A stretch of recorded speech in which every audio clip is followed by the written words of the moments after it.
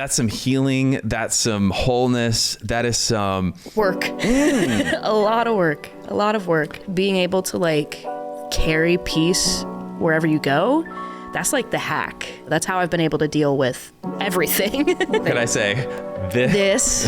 You're in a place today that is a huge journey from where you were. So we're going to have quite the ride. Yee, buckle up. Yeah, buckle up. When that lives inside you, it's so nice because you're not constantly searching for it in other places. And man, I'm way less tired. Yeah. If that makes sense. I'm still tired. Clearly, hence the caffeine. Hence the caffeine. Uh-huh.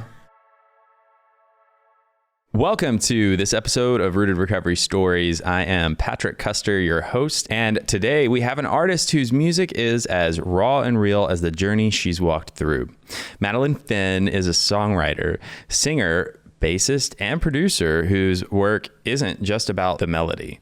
It's about survival, transformation, and self-discovery. Her upcoming album, Parts Work, is a deeply personal exploration of mental health, addiction, and healing through the lens of internal family systems. We're about to dive into the parts of her story that shaped her music and the parts of her music that shaped her story. Madeline, welcome to the show. That was so kind. That's so sweet. I'm happy to be here. Thank you. Did I get everything right? You crushed it. Yes. Like you nailed it. There you go. Take a breath. You did awesome. Okay. I can relax now. There you go. Yeah, it's so I love being able to bring in the moment like really well with a new face, a new name. It is new. Yes. Like we're new face, new name. It's this strange thing which I said in my email, I was like, I feel like we've been in all these same circles together, yes, but have never had like a like in-depth conversation. So I feel like the divine had that purpose in mind, because when I get to have these first conversations in this setting, it's so magical and wonderful and genuine, and all of the like most awesome stuff gets to come up. Totally. And I think what I love most about that is that all of these people get to join in and feel like they are part of the conversation. You genuinely are. And then the healing They're gets to front row seat, babe. Gets to just ripple. So speaking of healing, I wanted to talk about how I told y'all, I told Madeline, Maddie, I was like, okay, wait. No. We have to stop talking, because wait till the cameras roll, because I want to say this for everybody to hear, because I mean it. All right. So like there's, if you've ever been in a studio before, there's a lot of chaos before filming starts, things moving around, yada, yada, yada. And especially for someone who's coming in for the first time, they don't know what they're walking into, all this stuff. And it can be a little unnerving. And most people kind of walk in cautiously and have an energy of, I don't know what to expect. And kind of, and Madeline walked in here and just the minute, like talked to me and everybody, and just the air of unlike anybody who has walked on this set. Like I am in my own bubble of peace. I'm bringing it with me. And this is where and how I am. You are welcome to join me. Like this is literally what you exuded as you walked in, and I was like, dang. Aw. That is some that's some healing. That's some wholeness. That is some work. A lot of work. Yeah. Well, first of all, thank you. Such a kind compliment. That's kind of how I strive to be.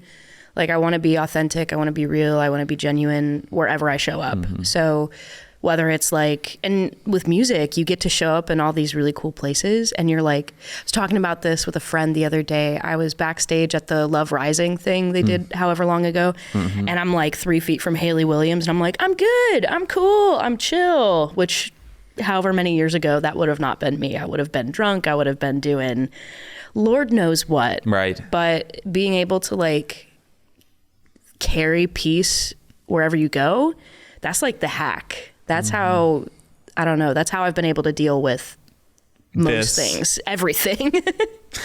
How could I say this? this, not to get whatever with I get you. yeah. We're going to be fine. Yeah. We're going to be fine. But that's it. Yeah. If I can't find peace with the worst case scenario of what could happen, I won't know peace. Yeah. There's a teacher that I've had, like, I don't know if this, but I'm a Buddhist, teacher, and I did not know. Yeah, I teach at Wild Heart, and I'm studying to be love Wild Heart. Yeah, so I'm a teacher there. I'm on the board, and then I'm studying right now. I went back to school to become a chaplain. So a Buddhist chaplain. And one of the teachers I have said, if your happiness is of this world, the world can take it away. And so everything I practice, everything in my spiritual journey has just been, how can I be present with whatever is here and calm and collected enough to meet it with whatever it needs, whether that be compassion or action or things like that. It's just when that lives inside you, it's so nice because you're not constantly searching for it in other places. And man, I'm way less tired. Yeah. If that makes sense. I'm still tired. Clearly, hence the caffeine. Hence the caffeine. I love when we talk to somebody about their story, because clearly you're in a place today that is a huge journey from where you were. So we're going to have quite the ride. Yee, buckle up. Yeah, buckle up. Here we go. I love RuPaul's Drag Race. So I just want to can we play the vroom vroom here? Vroom. Yeah. Okay. Yeah. So let's dive in. Music is often a reflection of who we are when we first pick up an instrument or start writing songs. When you first started writing, before everything else, what kind of stories were you telling yourself through music? Whoa, that's a great question. Well, I first started writing when I was 12, right? So I've been doing music since I was a twee babe. And the question is, before I started writing, what kind of stories was I telling myself? Is that what you're asking? When I started writing, what were the stories that you were telling yourself through music? It was all just sad girl shit. Honestly, I was a 12-year-old closeted queer kid who lived in the church and worked in the church, and it was all a lot of shame. It was all a lot of guilt. It was all shocker. But yeah, so music for me when I first started writing was more of a therapeutic tool. It was okay, I have this guitar. I was an only child with a single mother who worked all the time, so I spent a lot of time alone, and it was like a companion. It was okay, I can write songs, and whether they're about breakups or fights I got in with my mom or feelings around the church or that sort of thing, it was honestly just a way to get that out. And then I kind of started sharing it, and people, I guess, were oh, yeah, I get that. And then it spawned into the career I have now, which is wild. And the fact that I still do it is really cool. But yeah, it is really cool because, living in the city that we live in, we see a lot of extremely talented musicians come and go, and being able to have a career, even beyond, what is I don't know. I feel the marker they say is people that make it past 5 years is it is cool. Yeah. Yeah. So, but yeah, I've been doing this. I dropped out of college, right? So I went to school, and then I dropped out of college to tour full time. Of course. And that's pretty much a prerequisite in order to be a successful musician. That's how it works, right? Yeah. And it's so funny to be going back to school after all these years too. But yeah, I've been doing this full time since then, with a couple odd jobs here and there due to the pandemic and things like that. But I feel super lucky that I'm able to do it as my job, even with some of the uncertainty that comes with it. There's nothing else I'd rather be doing. Yeah. That's beautiful. Yeah. I think a lot of people, I don't know, maybe not everybody, because I grew up here in Nashville. So that narrative of even though let me take that back. My sister and I both did fight over who was going to be the celebrity singer of the family growing up. So I think we both were pretty delusional about that. and hate to, spoil the ending, but like neither of us have become famous for singing yet. I'm so sad. Yeah. What part of Nashville did you grow up in? Oh, you had to ask that. I'm not proud of it. Brentwood.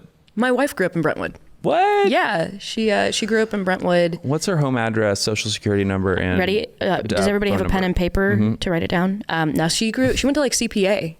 Oh, and wow. Like, yeah. Wait, are we the same age? How old are you? I'm 31. Oh, okay. Yeah. Well, I am in my head as well. But yeah, so I get it. But like the growing up in Nashville is weird. Yes. So the whole narrative about we've just been surrounded by the conversations of doing a business career, a money generating career path in college versus arts. Yeah. Yeah. Right. And the uncertainty of what that career path can bring and all those things. And I think that one of the most inspirational human experiences to be a part of that I get to witness every day through friends and just even acquaintances and people I'm connected with here in the music scene is the vulnerability and the tenacity that those of you who possess that just say, no, it's not only a gift, but like I can't take it for granted, and you keep going beyond all else. Yeah, I mean, but there's been plenty of times where I've been like, why am I doing this? Right. And I think especially there's plenty of times that we all say, we all say it. Yeah. We all say it. And there's something, I don't know, there's like something about it where, especially before I got sober, where I was asking that question so much. Mm-hmm. And then when I finally kind of came into the recovery space, it just stopped being such a question because I was making genuine decisions to like choose my hard, if that makes sense. Like I was choosing the hard of the inconsistency in income and the having to self-promote and do all these things instead of the hard of like sitting at a desk 9 to 5 and crying my eyes out every day. And yeah, it just became more of a conscientious decision than a identifier that I needed to align with. Well, and what I hear you saying too is that when you have the clarity of we're made to want to receive, like do something and receive a reward or acknowledgement for the hard work that we do at the end of the day. And I don't know about you, but back before I got sober, my ability to have the insight and recognition of what I was doing and keeping my thoughts in line or actually show up for what I was supposed to be doing, it just wasn't there. And so having that clarity of mind to like look at all those decisions you're making and then have that affirmation of like I'm coming at this from a real spot. Like not just, I don't know, before I got clean, it was like, okay, I have always done this, so I should keep doing it because that's what I do. And then I'd burn out and everything would happen. And then when I got clean, it was like, oh no, I'm going to do this. I'm going to do the thing because I want to, not because I feel like I have to or anything like that. The word you said that I loved was insight. That's good. We love insight. Well, speaking of insight, back to my first question. Yeah. Were you aware back in that early time of songwriting that it was giving you that outlet? Or was it one of those things that was a byproduct that you were just like, this is the only thing that I've got and I have to do it because... I think I was aware of it, honestly. I was like, being an only child, right? You're blessed with this like horrible self-awareness. It's like that sometimes borders on like selfishness or self-centeredness, which like is such a characteristics of addiction as well. I'm the youngest child and I still have the self-centeredness. Right. And, but no, I think I knew because I was always interested in it. I was always interested in music. Like I was identified gifted in elementary school and like got free lessons and all this stuff. And it only like, for lack of a better word, my infatuation with it just continued to grow. And while I was writing songs, like it was an emotional experience for me, even as a kid. And yeah, I think I knew that it was safe place for me to like express emotion, because there were not a ton of safe places for me to do that as a kid. And it just continued to be that for me for quite some time. So last question about this. I want to know, like, because when you talk about that being an outlet because you're closeted, raised super controlled, conservative, you know, all these things, and that being your outlet, were you releasing it with, you know, like, were you actually writing about the stuff that was, or were you releasing it in other ways, not using the wording of? Yep, the latter. I got really good at, somebody here in town once called me a lyrical assassin, which is still my favorite thing I've ever been called. I just got really good at metaphor, and I got really good at analogy, and I got really good at kind of burying things. I cannot imagine how that would be useful as a songwriter. No way. Yeah, but I think it helped me with my craft, honestly. So I'm kind of grateful. So, yeah. As you should be. I mean, like, I think a lot of people struggle with, I mean, a lot of songwriters I know struggle with metaphor, like, you know, and they're great at writing about like stuff they know in real life situations. But, gosh, I'm such a sucker. I say this all the time. My audience is probably like, okay, yeah, we get it. We know you say it almost every episode, but I do. I love metaphor for so many reasons, because I don't know. I think that so many of us, like, we don't want to be told like a concept, even if it's a concept we know, or it's a concept we don't know yet. Either way, I don't know. There's a little bit of stubborn nature, I think, that we all have. And I think through metaphor, it's like that motivational interviewing way of making it possible for us to hear the story and come to the conclusion on our own. Right? Yeah. That's why I love Buddhism, because half that stuff is metaphor. And so... Wait, you mean Buddhism isn't worshiping Satan? Well, sometimes, only on Wednesdays. I too was raised in a super conservative Christian household. In Brentwood, Tennessee? No. Yeah, and I was taught that Buddhism and yoga were the portal to Satanism. Yep. And same. Imagine my mom when I was like, "Hey, by the way, I'm becoming a Buddhist." But no, she's actually, Carol slaps. We love Carol. We're here for her. She's great. Oh, I love that her name is Carol. Right? Such a mom name. My favorite aunt is named Carol, and she's... Let's give it up for the Carols. Carols, yes.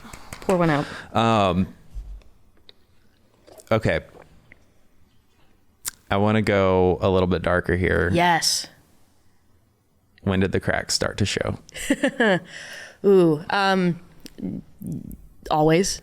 They were always there. They've always been there. Yeah, I mean, I was a really sad kid. I was a really, really sad kid. And, you know, I first like started realizing I was gay in like, when I was like 13, 14, came out to my mom. She was like, nah, that's not it. And so I went back in the closet until I was 16. And all that time, like, and I think around 16 is when I started drinking too. And so around like early high school is when everything kind of started to fall apart. And it's when music started to actually like find some traction, right? Like you win the battle of the bands in your hometown and you do all that. Yeah. At 16, you were like, psych, I'm not following what you said you thought about me. Yeah. What changed? I couldn't not, right? Like the first time I came out to my mom, I was like still kind of, I was still out, just not to her. I was out at school. I was out, you know, and then when I hit 16, the thing that changed is it literally bubbled out. It was like, I can't hold it in anymore. I literally can't. If I do, I'm going to die. Yeah.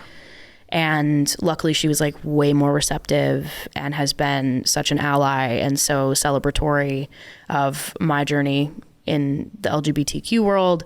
But it really just like, I couldn't keep it in. Yeah. It was like one day I literally was just sobbing. She's like, what's wrong? And you know, like moms, they're always start guessing. So they're like, are you pregnant? The opposite. Are you on drugs? Not yet. You know, like all that. Please tell me you said not yet. I probably didn't, but I should have. And then, she just guessed. She was like, "Are you trying to tell me you're gay?" And I was like, "Yeah." She's held me, told me she loved me. And wow. Yeah, I mean, it was still tough, like for about 10 years after that. But I literally just had no ability to keep it in any longer. Right. And so it just like exploded. And yeah.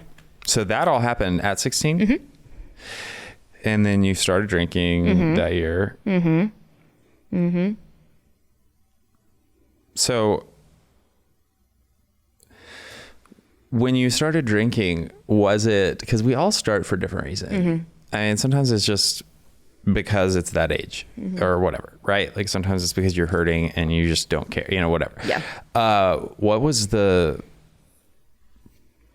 initial the catalyst? Yeah. Ooh, all of my friends were older, right? So like most of my friends were seniors or in college, and most of the people I played music with too. And so like I remember the first time, because I had drinks here and there. Like the first drink, the first time I ever tasted alcohol, it was at Disney World with my grandfather. Like that cute little moment where I like drink from his beer stein. There's a photo. I'll send it to you.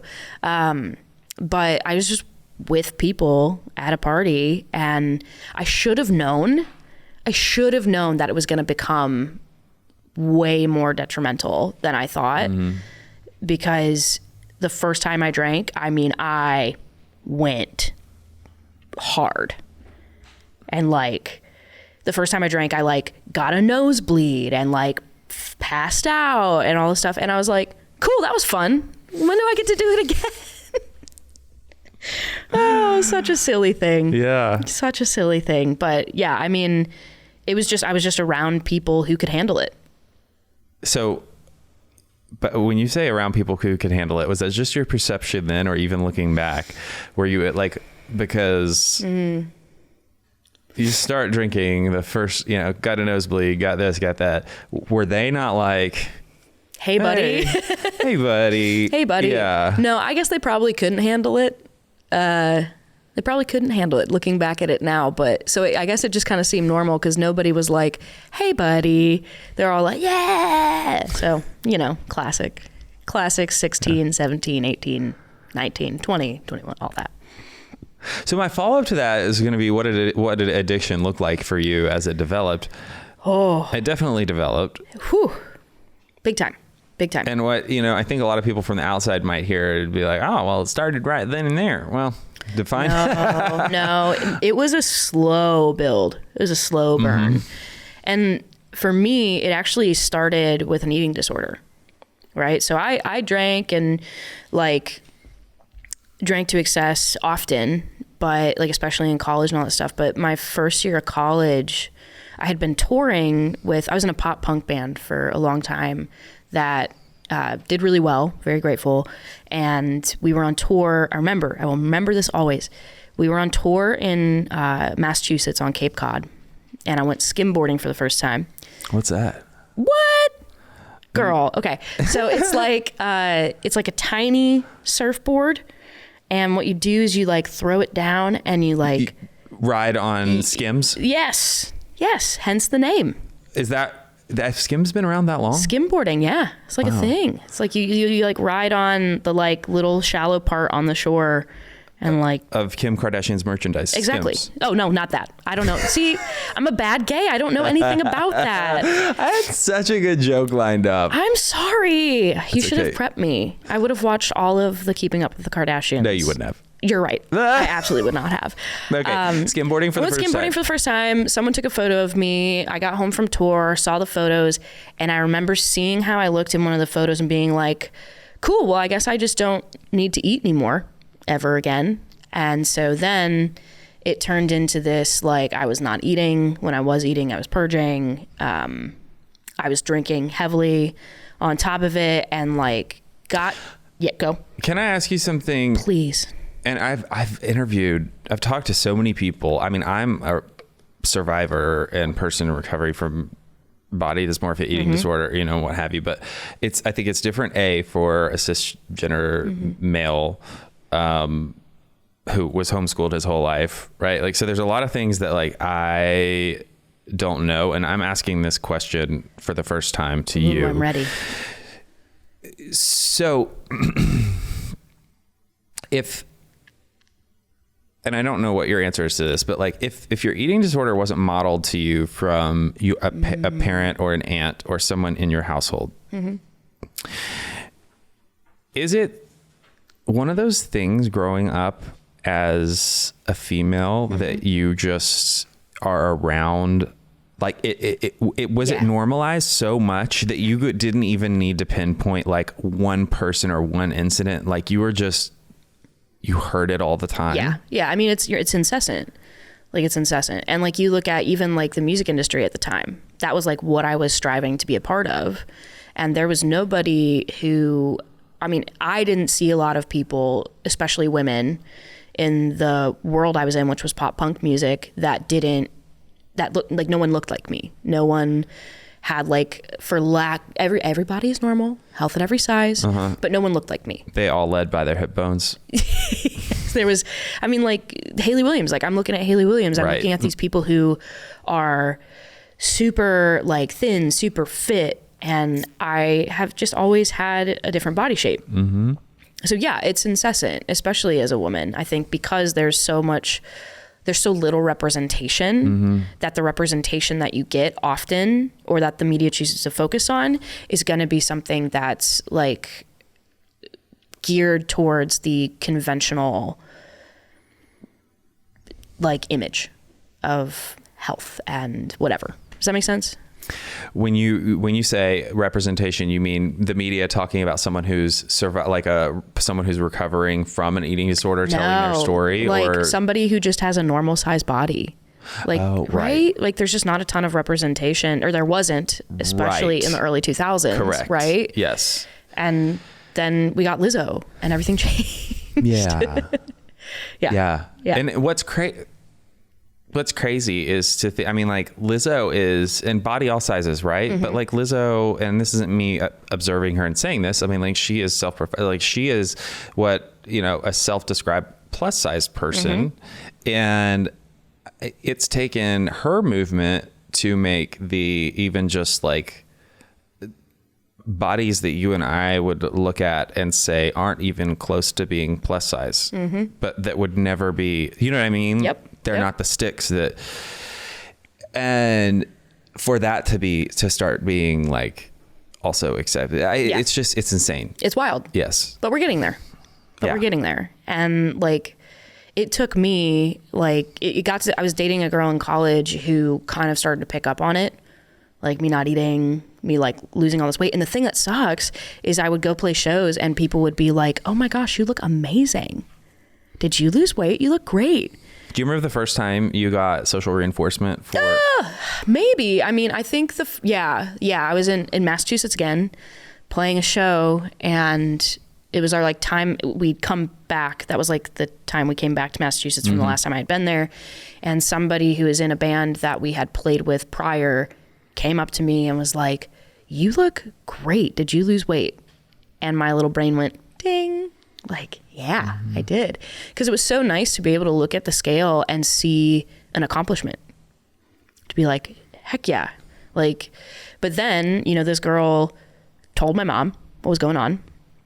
Next day. Wait. Go. I want to go. I'm sorry. Go back. Go. Do it. Because that moment is so pinnacle. When you get that social feedback, do you remember ever experiencing in music and anything achievement that you had done in school? Do you remember any point in life that compared to the feeling you got when that person said, "No, you look so great. Have you lost weight?" Yeah, no. It's this like weird firing in the brain where it just feels like I've ascended. It's like all this stuff I've been working for, all this suffering I've been going through is worth it. But no, like that's a great question because no one's ever asked me that. I really don't think, like going back to even like some of now, my biggest accomplishments, nothing has ever compared to that moment. where it was like, I just felt so, it just was like total brain feed. It was awesome. So yeah, great question. Great Thank question. You. Yeah. It's like you do this. Well, I do this, but I'll also, I mean, like this is, yeah, I get it. Yeah. I get it. And, I love that you said, even with all the accomplishments that I've had up until this point, of which you've had many. Some, yeah. That speaks volumes. You've done so much healing. And I think that is a testament to, as even through getting sober, recovering looks so different for all the different things we recover from and the medicators and what have you, but especially for eating and for food. There can be so much shame involved and like tripping us up and taking us back and telling us these things that are terrible because it's so powerful, just like what you talked about. Even the shame that we would feel for just looking at that and saying, no, that feeling though, you don't understand, that feeling is better than all of these things that should be. Thank you for being honest and vulnerable enough to say that. Yeah. Well, I mean, I think when somebody who doesn't struggle with an eating disorder hears something like that, it might make them think twice about like, maybe I'm not going to comment on somebody's body. Right. You never know. And that person could be, I learned this actually, I'm telling on myself, and it is really embarrassing, but this has been in adulthood since recovering from an eating disorder. I had commented on someone's weight, and I'm cringing right now because it wasn't even that they had a chronic illness that had caused them to lose the weight. And I mean, I learned, like just about every meaningful lesson in my life, I had to learn the hard way. Right. So there's ways to comment about people, with their energy, their glow, their different thing, just getting creative with complimenting somebody on what they're bringing to the table without the size of their body being the Yes. Preach. Okay. So your friend noticed, or was it your girlfriend? It was my girlfriend. And was like, yeah. She was like, hey girl, I'm going to tell on you if you don't tell on yourself. And she was living with me and my mom at the time, in our single wide trailer in Ohio. The nostalgia. Yeah. And my mom was like, okay, what do we need to do? And the next day I called rehab and I went to, we didn't have any residential programs in Cleveland where I was from, but we had a like partial hospitalization. So I went in for my consultation and they were like, you are going to die. They're like, your organs are failing. We've never seen this happen. And the crazy part is I did not look like sickly, right? I looked fine. Nobody would have known. Literally no one would have known. But you go in and they're like, okay, your heart, like every time you purge, you are literally playing Russian roulette. You can have a heart attack at any moment. And I looked fine, right? So I'm in this partial hospitalization program for 4 months. And the hardest part, and I wonder if you get this too with the eating disorder stuff, is you have to get refed before you can do any work, right? Like I had to get enough nutrients for my brain and my organs to function before I could even address the underlying issues to why I was doing it in the first place. Yeah. And I mean, that was rough. And I mean, it's been almost 11 years now since that. And it's still, I mean, it's something I live with every day. But then alcoholism came up and it kind of took center stage for a little bit. But yeah, I mean, did it come up in treatment or was it? No, I never had a problem. You were sure to keep those. Did you, when they ask you because I'm sure they ask questions about your alcohol intake. Did you underreport? No, I was honest. Right. And they were like, don't do that. And I did it anyway. Right. But I didn't have a problem. Yeah. Right. It's that whole, like, it's just the way that the mind thinks when it comes to addiction. But yeah, no, I was basically like eating nothing, drinking a lot. Anytime I did eat, I was throwing up. And then it took 4 months to get to a point where I was even eating enough just to like live and not faint and not die. And throughout that whole thing, my alcohol consumption never changed. It was always what it was. Mm-hmm. So, yeah, I'm sure I had like many health professionals be like, don't do that. But right. I wasn't willing to give it up. And it's funny because I was underage. Was there any part of therapeutic work or like what you said it took you 4 months? Mm-hmm. What took place over that time that helped you get to? Oh, yeah.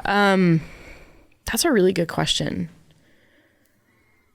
I think over that, I learned some really basic coping skills, which was good. What were those for you? Meditation actually came into play. So when I was in treatment, we had a meditation class and we called it nap time because most of the time you just nap, but I really liked what they had to say. And I would meditate, and it was just nice to have some quiet. Mm-hmm. And that was probably the biggest thing I got out of treatment. Because I didn't do IOP. I just kind of like got fed and got out. Didn't do enough follow-up, but I found meditation and I just kept doing it and have grown to the point now where I teach it and I'm studying it. Mm-hmm. And yeah, that I will always be really grateful that was a part of my treatment. Bringing that full circle, we often hear so much of the time that and this is very true, that, the opposite of addiction or unhealthy coping is connection. And when you hear that, I think that our mind automatically goes to thinking connection with people. Mm-hmm. But just as important and almost primarily important before you can think about connection with other people, it's connection with ourselves. Yep. And that's the piece of like that I love so much about all forms of meditation that like we could go on and on about. I mean, but just like really bringing yourself back to being where you are, where you are when you are, where you are when you are. Yeah. And it's not even like connection with self for me all the time. It's connection with whatever is happening. Yeah. Like just whatever is going on.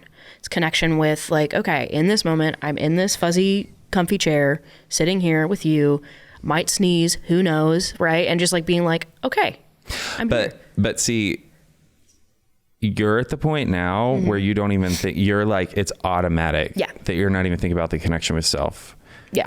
That connection with self has to be so foundational first before you can even get to the point where you're thinking about like connecting in the moment. Because it's like, because for so many people, you can't, they're like talking about connecting in the moment is such a foreign concept because they're not even in their own skin. Yeah. But it's interesting too, because it's like, I feel like one of the only ways to connect with self is to be present. So it's like kind of tandem. And I think, it is. And when you learn like to sit with yourself and to sit with discomfort and to sit with whatever's going on in your mind, I think it like all like there's no way to do that without being present. And so I think it becomes a change of focus, right? Whether you're focusing on like what's going on with me and what's going on outside of me. And then when you get real good at meditation, you realize there's no difference and it's crazy. But yeah. Well, okay. So speaking about, sorry, I got to get back to my notes here. My phone love doesn't your want to little let me. phone case. It's cute. Oh, thank you. I wouldn't be able to keep up with my wallet if I didn't have this. Aren't you afraid to lose it? Look how strong this magnet is. I know, but if you like lose your phone, you lose everything. Yes. Like you mean? Yeah. Okay, but if my wallet wasn't attached to my phone, there's about a 98% chance it would get lost. Okay. My wife does the same thing. I'm always like, if you leave your phone anywhere, you're screwed. And I think it's me because I know I hate this, but I also know it about myself. It's where we are this day and age for me. I'm constantly working from my phone, checking it. Like you're less likely to lose it then. Oh, I'm less likely to lose my phone. That's why I need my wallet with it. Genius. So I love it. Yeah. I mean, it's not that healthy because it's always touching my body in some way, shape or form. Well, like you said, it's the day and age. Yes, No judgment. it is. Okay. No judgment here. This podcast is brought to you by Promises Behavioral Health. If you or a loved one are struggling with trauma, addiction, or mental health, we are ready to answer your questions and help you take that next step. Call our admissions center at 888-648-4098 or visit us online at www.promises.com. Our team is ready and waiting to answer the call for help. Back to the chaos and the peace of mind. As a musician, there's often this myth that pain fuels creativity. Did you believe that for yourself? Did you believe that for yourself? Did you feel like you needed the chaos to make good music? Yes. Preach. That is like so real. That's so real. And no one's ever pointed that out. But yeah, I felt like if I didn't have, like, I remember when I was in treatment, like I got medicated and I was like, it makes me uncreative. Like I can't be medicated and do music and all this stuff. So I stopped taking it. I stopped taking it. And just the amount of, like, there's this weird romanticizing that goes on in the music world of, I need to be, can I swear? Am I allowed to swear? Yeah. Okay. Yeah. That I need to be fucked up in order to be a real artist. And I wholeheartedly believe that probably up until a year and a half ago when I got sober, genuinely. And yeah, it's been such a huge, like, chaos and self-hatred has been such a fuel for my art and for my personal life. It was always filled with that. So coming to a spot where that's not there and making my favorite music I've ever made is like so cool, because I'm like, aha, maybe that's not the truth. Yeah. Yeah. I think a lot of us, even non-musicians, push that off because there's this saying, and I love it so much because it's, God, I identify with it so real. It was just like when looking at any type of healthful change of, how does it go? Oh, people will choose the hell that they know over the heaven that they are unfamiliar with. Correct. Yeah. Every day, over and over, always. Yep. And so, I mean, it makes all the sense in the world that we like. Yeah. Like, it really does. Yeah. It really does. I say sometimes that the only thing I've ever loved more than my wife is my self-hatred.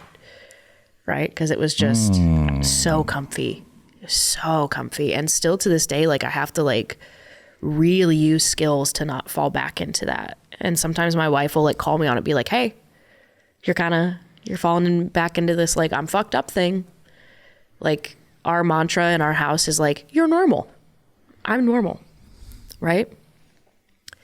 And that's a nice thing to remind myself. I'm just a normal person, bopping around. Yeah. Living this experience just like the rest of us. Yeah, we're all just doing our best. Little bunnies. We are. Was there a rock bottom for you? Oh, God. Yes. Yes, there was. Was there a rock bottom for you? Yeah. No. Someone gave me wise words of wisdom, and I heeded them. Oh, you headed. Yeah, no. That was a lie for anybody who doesn't know my story, by the way. Yeah, no, there was a tough moment. I mean, and there were so many. There were so many rock bottoms that I didn't head. I did not take heed to those rock bottoms. And it wasn't until I got married that I actually was like, oh, okay. So my like addiction was really weird in the fact that, like, I could walk away from a drink. I could do those things. So I never thought I had a problem. Right. But what would happen is, like, every couple months I would go to excess and I would do something nuts. Like, I would do just the most destructive, horrible things. And I'd have to wake up in the morning and apologize. All right. What's the one coming to your mind right now? Oh, God. I mean, the big one was, like, the final one, right? Because it was every 3 months that would happen. And then I'd say, I'm going to take a break. And then I'd take a break and then I'd come back to it. And then it turned from every couple months to every couple weeks. Yeah. To every couple days. Yeah. So the one that was big for me was, I was working here in Nashville at a bar, and it was a craft beer bar. That was my thing. Like I was a craft beer nerd. Mm-hmm. That was my go-to. And so we had this like new beer in from this like faraway land that was really rare and happened to be like a 7-8%. And I was just drinking it all day. And then I got off my shift and wait, it's been so long since I've drank. I can't remember. That's a high percentage for a beer, right? Fairly. Okay. Fairly high. And I'm a small bean. Yeah. So like doing that for like 6-7 hours, it'll mess with you. Oh, and even a non-high percentage beer, there's something about drinking that long, even just regular beer. Mm-hmm. It does something funky to your... Yep. So I got off my shift and I was like, the thing that really was the hardest part about when I was drinking is I would get really sad. I would get really depressed. I would get super suicidal. Like they were super intertwined. Did it happen like pretty much from the jump, or was there a switch that would flip with you? There is a switch. It was when the shame would come in of the like, oh, I've drank this much. Yeah, I'm the worst. I'm a bad person. It's that like romanticism with being fucked up. And so then I remember that day, it was a Monday, and I got off my shift and I called one of my music friends who's in sobriety, who had like a couple of years, and I was like, dude, I need help. Like I gotta quit. And he sent me a screenshot with like some AA meetings and was like, there's a meeting right here, right now. I will come pick you up and we'll go. I ignored it and I went to another bar. Of course. Yeah, because I was supposed to meet up with another friend at a brewery. So I drove my car, right, which happened to be a really bad habit of mine that I'm super not proud of. I drove to another brewery and it was industry night. So I like had so much. Mm-hmm. And I don't remember getting home, but apparently when I got home, I was soaking wet from head to toe. No idea. And had no shoes on. No idea where my shoes were. Immediately threw up, passed out. And so imagine my wife being like, what is happening? And like, I had moments like this before, but never to this extent. Uh-huh. And so apparently while I'm sleeping, she's calling rehab centers. She's calling her friends who have family members who are, alcoholics. And I wake up the next morning and I was about to go on tour the next day. And I wake up the next morning and I'm sitting across the table from her doing my usual apology. Uh-huh. And she just looks at me and she says, I think we've both been in denial about your drinking problem. And something like shockwave through my body. And I was like, oh, this doesn't affect just me anymore. Like this affects somebody I really love and care about. And so I went to an AA meeting the next morning. And then while I was on tour, I went via Zoom for I did 90 and 90. Mm-hmm. And right then and there was when I was like, okay, like I have to do something about it. Were you one of those tried and true, got sober in the rooms, didn't go to treatment? Yeah. Wow. Yeah. I mean, I know and believe that that's possible. I've met many people mm-hmm. long ago that got sober in decades past, mm-hmm. but that's amazing. Yeah. It was. It's interesting how you talk about being one of those people that you could walk away from a drink, which is what made it so hard for you to get sober. You kept going so long. And I'll echo that and say, in all the years that I've worked in this industry, mm-hmm. I can tell you that people like you are the highest percentage of people that never get sober and end up dying from this disease. Because if you don't have stuff bringing a bottom to you, anything that's preventing you from hitting a bottom is preventing you from seeing it. Yes. Right. Yeah. And like I didn't have a DUI. Right. That's what I used. I was like, I'm good. Like I've never had a DUI, mm-hmm. but I'd gotten pulled over a ton. Mm-hmm. Right. And just got out of it because of white privilege and being a musician. Right. I've gotten pulled over a ton. I crashed my car, like all those things. And I was like, well, I don't have a DUI, so I'm not an alcoholic. Yeah. And it was hard. It was really difficult, but along with the rooms, I also started DBT therapy and I got medicated. Ooh, this is so good. Okay, before we get into more of the solution, which I want to dive into that, I'm not trying to avoid it, but I want to talk about a few more of the lies that we tell ourselves. Yes, I'm ready. Well, clearly you at the point of hitting that bottom and your girlfriend saying, hey, I think we've both been in denial. Denial's not just, avoiding it. There's stories that we tell ourselves along the way. And I'm curious for you, what were the themes that kept you going that helps you believe, no, it's good. okay. Yeah. I'm good. Yeah. One of them, I mean, obviously being a musician, right? Like one of the lies we tell ourselves as a musician is I play better when I'm drunk or when I've had a drink. That was a big one. The like missing out, like I'm going to miss out on going to bars with friends. I'm going to miss out on like having a glass of champagne on New Year's. I'm going to miss out on all these things. That's what kept me going. Like I was like, cool, like I don't want to miss out on that because I didn't know who I was outside of music and my addiction.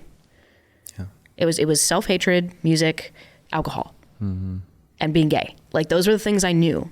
So if I had to give up alcohol, I'd have to like figure out who I am, what I like. Because when I had time, I just went to the bar. And like, that was my personality. I didn't have hobbies. What's a hobby? Right. Right? So yeah, it was really like a big fear of missing out for me personally. I don't know. And you also grazed, I love that you said it, you grazed on this as well. So it's not just missing out, it's the avoidance of facing the unknown of ourself. Yep. Because at a certain point, when the medicating behaviors for us start, we stop the relationship building within ourselves. Yeah. So then you've got this whole person on the inside that you're like, any noise I got to turn it up because like, like if I'm going to be home and nobody else is there, or if I'm going to be, like all the things that we use as distractions to keep us from the quiet. Yeah. Where it's just me and me. Yeah. Which was weird because I was actively studying Buddhism. I was actively meditating. I was spending so much time like with the one-on-one. And half the time I honestly just didn't care. Like it just, or I didn't like what I saw and I could handle that for 30 minutes, an hour, whatever. But walking through my life as that person felt completely unapproachable. So it was weird. It was like my recovery stuff, especially the alcoholism piece, was such a mind fuck. Yeah. And like looking back on it now with more clarity, more insight, I'm like, weird. That's weird. Yes, it is weird. And the longer, I don't know. I'm about to next week. I think I celebrate my 14th birthday, and I will tell you that it's a long time. Whoa. And not for like a pat on the back long time. I'm like, oh my God, that's so long. I'm I've been sober as long as a high schooler. Yeah. Has been alive. And I can truly say that, every year that comes along, there's always new opportunities, new lessons. It never stops. Yeah. There's always like more and more levels. Yeah. Okay. So I want to go into, you hit rock bottom, you got sober. You're like, okay, I want to be healthy.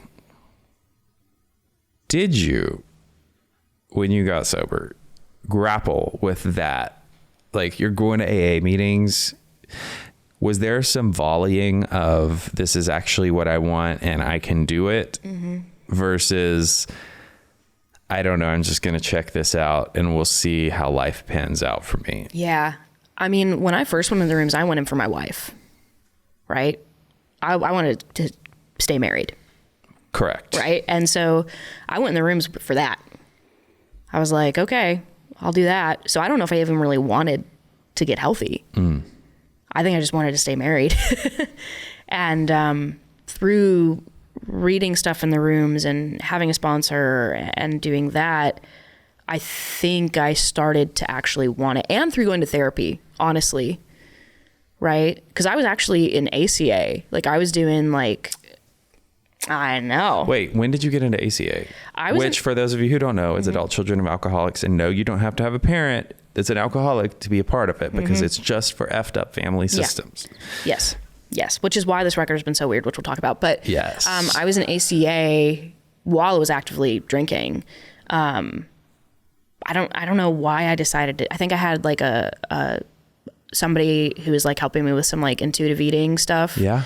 And they were like, have you been to ACA? And I was like, no. So I went and I was like, oh, I need this.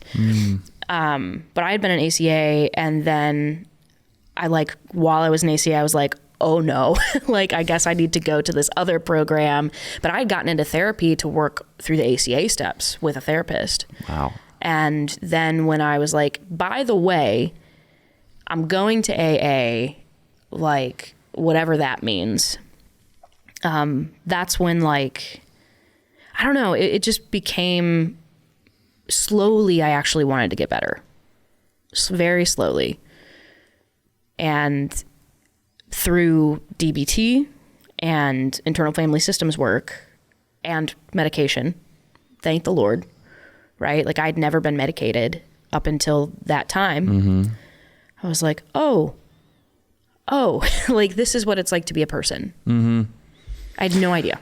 So you mentioned about how like initially being medicated, stopping because you were like, no, this is taking my personality and what is me away.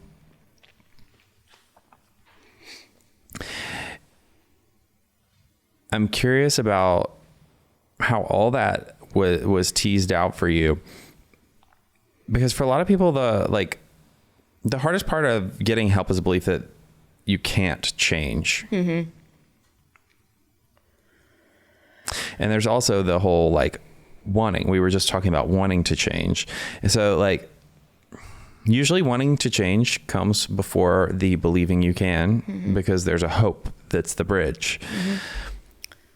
When did you start really grasping hold of the belief that it was possible for you? I think it's interesting because I felt it was possible before I wanted to, right? Through meditation and all this stuff. Like I knew that like, for me, I realized like through my practice and through studying that it was less about changing. It was more about shedding the identities I had built for myself and getting down to like the actual essence of myself, of humanity in general.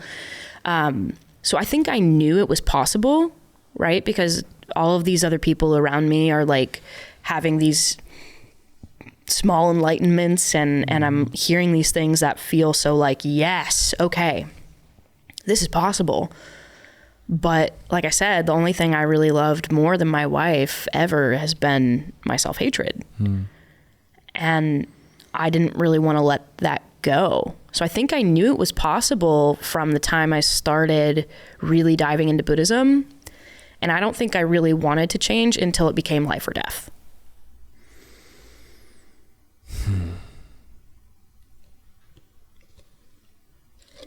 That's what it takes for so many of us. Yeah, I wish it didn't. Looks a little bit different. I mean, and yeah, gosh, I hate to say it, but like there's a lot of life and death bottoms that I've had to get to that were not just chemical addiction. No, right? Totally. Yeah. And that's what was happening for me. And alcohol was just it fueled the fire for that, right? Like all of the SI, all that stuff, like alcohol it made it so much bigger. So it really became down to like, if I'm not medicated, I'm going to die. Yeah. If I'm not sober, I'm probably going to die. And it was like this moment through however long that I had to really grapple with like, do I want to die? Do I actually want to do that? And being like having such a supportive wife, like my wife's a therapist too, which is like, is she pretty awesome? Yeah, she's great. but having like, and honestly, this is going to sound so silly, but having a dog, like that doesn't sound, whatever you're going to follow up with. Oh my gosh. Like, so my dog's name is George. I've got 2 now, but my dog's name is George, and he's this like 80-pound golden retriever, Great Pyrenees mix. And when I was going through this, I was like, I don't feel like I can leave him. Right? Like I want to be here for him, and I want to be here for my wife. And that was enough for me to be like, let me see. And then I tried it. I tried the medication. I tried actually trying in therapy. I tried staying sober, and it got better. And I was like, oh, okay. Wait, this is what life can be like. And it took a lot of time because I had to get all of these different, like I had to rebuild who I was. But yeah, I don't know. It just became this, like, I had to really wrestle with the question of like, do I want to get better? So enter the backbone of your new record, and you know what has made such a big impact in your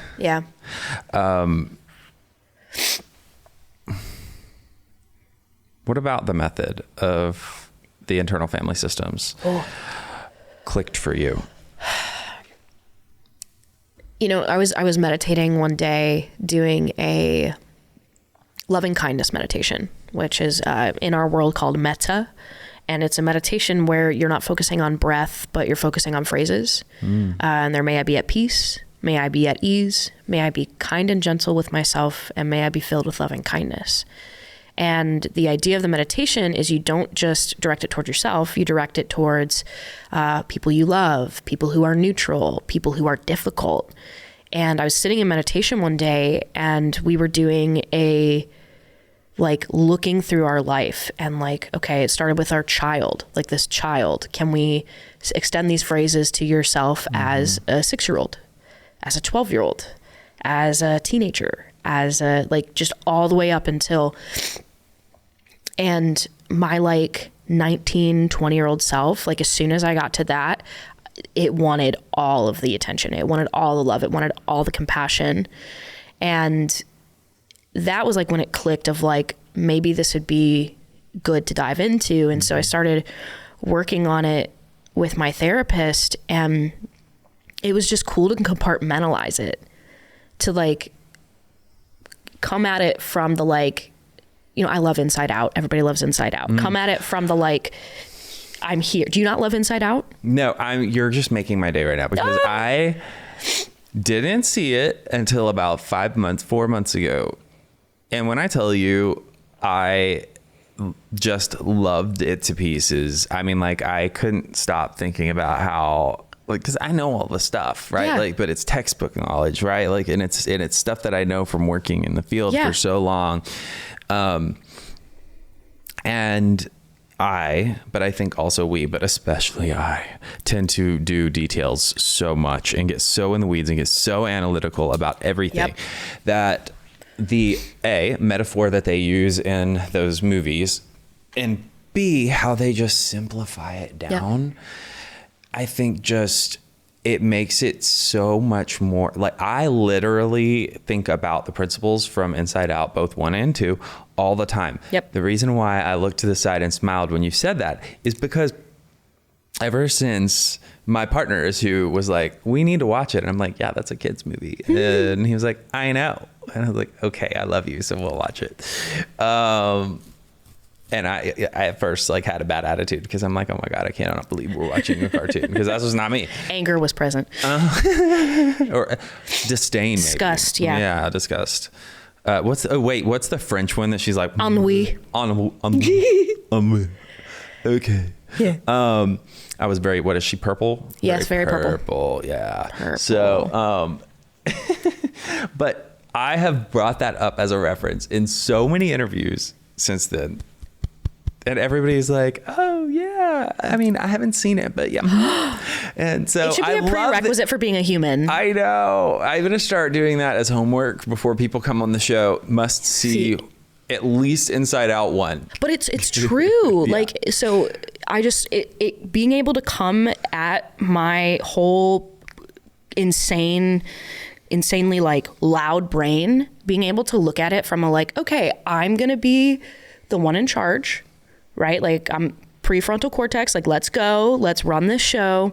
And then when, you know, the 23-year-old self starts to show up with the whole like love of the fucked upness, I can be like, oh, sweet bean. Oh, sweet bean. Like, I get it. What's another way that we can kind of scratch that itch? Or when I have like the inner child come up that just is like feeling whatever sort of way, I can be like, oh, sweet bean. Like, what do you need? And I can give that to myself instead of looking for it in all of these different places outside of me. Right. And it was like such a game changer to the point where I was like, got back to my roots when it comes to music, which was using it as an extension of therapy. So I like started writing this parts work record, and it became this like every song is a conversation with one of those parts. And it was so cool. And it's been so cool to look at each one in depth. Yeah. Yeah. What's your favorite?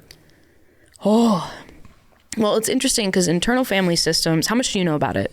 Not as much as you. You might know more. But like parts work and internal family systems, technically internal family systems only has a couple parts.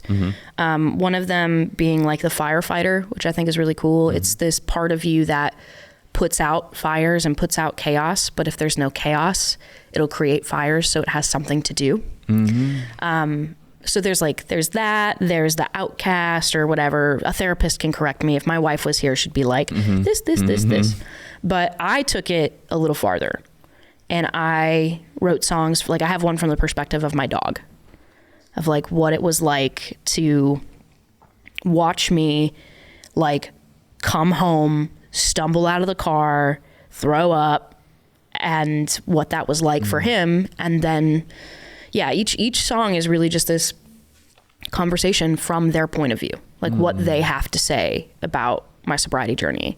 So my favorite right now is my dog. Like I love thinking about it from his perspective.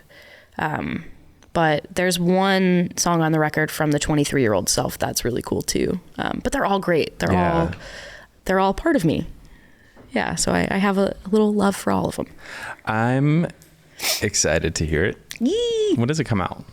So the first half, right? So it's a full record that's in 2 EPs because you can't make a parts work record without it being in parts. So the first part of it comes out on May 23rd.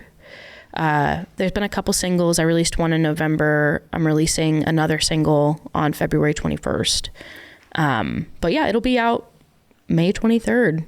Like the first half of it, and the second half will come out in the fall. Sweet. Yeah. Pretty cool. Very exciting. I'm pumped. Are there any parts that were the hardest that you 23-year-old self was really hard because I feel like that was the height of my alcoholism, right? That was the height of my like not knowing it either. I had no skills. I was just running around like creating chaos everywhere I went. And like I've used this metaphor that each one of these songs is like this. Like imagine I'm setting up a little table, handing that part a cup of coffee and saying, how do you feel about this whole getting sober thing? Like tell me what you're thinking. And like that 23-year-old self was really hard to tap into because it was this like, why do you vilify me so much? Or like, why do you talk so much shit about me? Like I was doing my best. I was young. Like, and through that I'm learning, oh, okay. Instead of sitting here and saying that 23-year-old self was a piece of shit, I can say that 23-year-old self was doing the best they could. And I can ask what it needs. It just needs compassion. So I can be like, oh, I see it, homie. I see you suffering. Right. But yeah, that one was tough because I've co-written almost every song on the record because I want each one to have a different voice. And coming to somebody with that vulnerable of a part, being like, this is what we're doing. It's hard because then you start telling the stories of like, what did I actually do? What harm did I actually cause?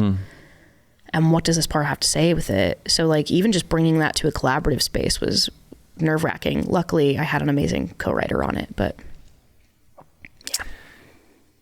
If your past self was the one sitting across from you right now, what would you say to me? Oh man.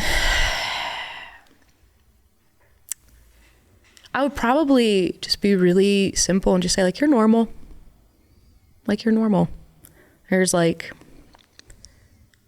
it feels cliche to be like, there's nothing wrong with you, because yeah, there's shit's fucked. Like things are hard, and like you grew up without a dad, and you grew up in a tough situation, and you were excommunicated from your church, and you're all this stuff. So like honor that. And instead of letting it define you, learn how to be compassionate towards it. And that compassion can actually bring peace. You don't need to push it away. You can be with it and be okay. Does that make sense?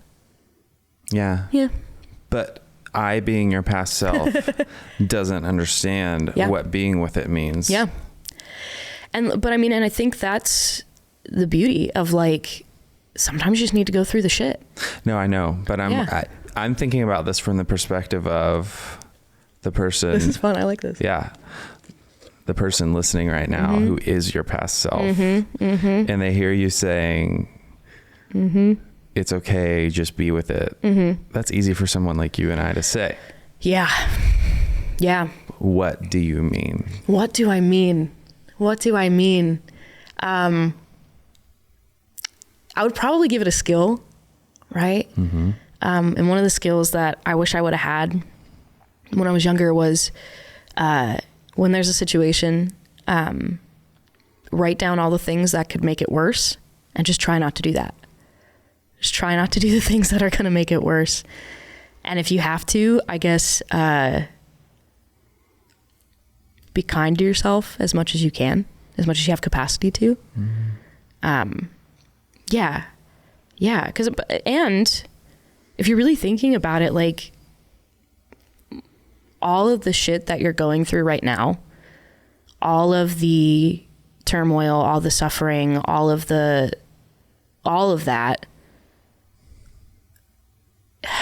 I hate to say it has a purpose. I don't want to be dismissive, but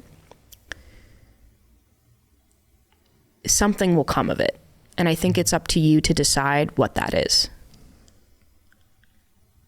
Yeah, I think that's my answer. No, I don't think there's like that. I think that's it. That was such a zipped up. Yes. It's like I'm a songwriter. Yes. Yeah. Oh, sweet beans. Okay, let's talk about Be Your Friend. I love that song. Yeah. What's it about? It is about befriending negative thoughts that come into your head. It's about, it all came about because I was at Franklin Pride, the first Franklin Pride I played, which was not the one I saw you at, but it was the one. 2023? Yes. It was 2023 Franklin Pride. And I was playing with my friend Autumn. And that's the one that almost didn't happen. Correct. Because of... Yep. Okay. Yes. And we walked in and there were these moms there that were giving out little bracelets and hugs, like free mom hugs and that sort of thing. And they gave a little bracelet that said like, be you. And so Autumn and I, it just kind of became this thing that whenever we played together, like when we were playing the Ryman, when we're playing all these things, we just have the bracelet on. It's like became our little friendship thing. And so Autumn was dating someone whose kid made a friendship bracelet, like little company. How cute, right? Yeah. And they sent me one and I was wearing it and I was just thinking about like how mean my mind can get to me. And I was like, how cool would it be if I could just like give this little bracelet to one of these thoughts and be like, I genuinely want to be your friend. Like I want to be with you. Yes. And so the whole song is really, it started with that. And it started from the idea of like wanting to essentially like extend this olive branch to all the mean thoughts that come into my head. Because I've learned the more that I try to push them away, the more I try to like be like, F you thought, get out of my brain, the louder they get. Yeah. Right? And so if I can just learn to be friends with them, my life will be a little more peaceful, at least. Right. So yeah, that's the whole song is about that dance. I love it. Yeah. It's a dance that is very important to learn to live. Yeah. All right. Who's Madeline Finn today? Oh gosh. See, don't ask a Buddhist these questions, because a Buddhist is going to be like, I'm an amalgamation of causes and conditions that someone might call Madeline Finn. Like, it's all this weird existential stuff. Wait, can you say that again? I'm going to record it for when I need to take a nap. That's funny. Yeah, I mean, the solid answer is like, who am I today? I mean, this, right? I am just like a bird watching, Lego building, music making wife who wants chickens and loves dogs. And tomorrow that might be different. But yeah, it's. You know what I hear when you say that? Tell me. And this goes back to the exact same dang way you walked in the door. Because when we're so beholden to the need to control, that answer has to be like, there's stress. When I ask that question to somebody, there's stress that comes up, because it's like, what is that mold that I'm supposed to be fitting into right now? I need that answer. And so you said what you said, and what I heard is, I'm whoever the heck I wake up and I show up as today. Yep. And I welcome and I thank that person for choosing to show up, do it. Yeah, exactly. I spent so many years just so entrenched in identity, and whether that identity was, oh, I'm fucked up, or oh, I'm in recovery, or oh, I'm a musician, and it owned my life. And it was an attempt to control, just like an eating disorder. Yeah. Just like alcoholism. And through all of the work I've done and continue to do, I've just learned that exactly that. It's like, I am whatever I am right now. There's no way, and there's no eloquent way to put that, because whoever you are right now will change. Right? And if I can just... Wait, what's a better show title? Whoever you are right now will change, or I am whatever. Both are great. I have no preferences. But yeah, I mean, it'll change. And so there's no real reason to get attached to this identity of who is Madeline Finn? I don't know. Yeah. I don't know. I don't know, and that's okay. I love that answer so much. I'm glad. As you look forward, not to future trip, but do you have any hopes or goals for how you're wanting your healing journey, or what you're aspiring to do with your healing? Yeah, I mean, concrete, I'm studying to be a chaplain, right? I'm studying to go into places, specifically prisons. I've got a really big heart for folks who are incarcerated, because I should be one of them, and I'm not. Same. Right? Yeah. And I've done tours. I mean, don't get me wrong. I actually went to jail, and like some people, but I should be in prison as well. Oh yeah. I should have killed somebody on accident. Yeah. I should have all that. Yeah. And I don't. So I'm really grateful. So like I tour, and I do prison ministry, quote unquote, where I go into prisons and play music. And one of the things I noticed was every chaplain that we would encounter was fire and brimstone. It was, there were no opportunities for like incarcerated people who were not of Christian faith to even get out of the cell. And I was like, man, someone should do something about that. And I was like, oh, I guess I could do something about that. So really my hope is to be able to like use the insight and the clarity that I've gained from my recovery and that I continue to gain from my recovery, because I will always, like you said, I'll always be learning. But using that to be able to be stable and steady enough to go into places for that are normally very spiritually dry and create a new narrative. So, like, That's just made my heart oh, so warm. Yeah, I just really, yeah, I just love people. I just love people. And being able to go in there and like talk to a couple people about Buddhism, and not in an evangelizing way, but have people be like, oh yeah, I'm really interested in meditation, but we don't get chances to do it here. Or even like in the recovery space, you know how long I probably would have gone into the rooms earlier if there was not such an emphasis on God. Yeah. And I had to do that healing before I was even open to it. So if I can kind of be that person who can be like, yo, of your own understanding, God of your own understanding. And like, what does that mean to you? And how is it helping you with the situation that's happening right now? Yeah, that's really what I want to do goal wise, as far as like being a recovering person. I love that. Shifting the paradigm.